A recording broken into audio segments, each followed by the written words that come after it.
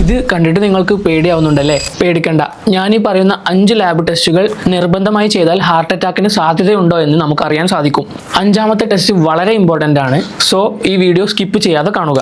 Number 1, waste circumference. ഇത് നമുക്ക് തന്നെ വീട്ടിൽ ചെയ്യാവുന്നതാണ്. നമ്മുടെ വേസ്റ്റ് മെഷർ ചെയ്യുമ്പോൾ പുരുഷന്മാരാണെങ്കിൽ 90 സെന്റിമീറ്ററിന് താഴെ ആയിരിക്കണം, സ്ത്രീകളാണെങ്കിൽ 80 സെന്റിമീറ്ററിന് താഴെ ആയിരിക്കണം. ഈ പറഞ്ഞ അളവിന്റെ മുകളിലാണെങ്കിൽ നിങ്ങൾക്ക് ഫാറ്റ് ഡെപ്പോസിഷൻ കൂടുതലായിരിക്കും, അതായത് വിസറൽ ഫാറ്റ് നിങ്ങൾക്ക് ഉണ്ടായിരിക്കും. അതുകൊണ്ട് ഹാർട്ട് അറ്റാക്കിനുള്ള സാധ്യത ഉണ്ടായേക്കാം. Number 2, lipid profile. ബ്ലഡ് ടെസ്റ്റുകളിലൂടെ കൊളസ്ട്രോൾ, ട്രൈഗ്ലിസറൈഡ്സ്, LDL ലെവൽ എന്നിവ ചെക്ക് ചെയ്യുക. ഇത് ഇംബാലൻസ്ഡ് ആണെങ്കിലോ ഹൈ ആണെങ്കിലോ നിങ്ങളുടെ രക്തക്കുഴലുകളിൽ കൊഴുപ്പിന്റെ അംശം കൂടുതലായിരിക്കും. Number 3, HbA1c. 3 മാസത്തിൽ ഒരിക്കൽ ചെക്ക് ചെയ്യേണ്ട ബ്ലഡ് ഷുഗർ മാർക്കർ. ഇത് കൂടുതലാണെങ്കിൽ നിങ്ങൾക്ക് ഇൻസുലിൻ റെസിസ്റ്റൻസ് ഉണ്ടായിരിക്കും.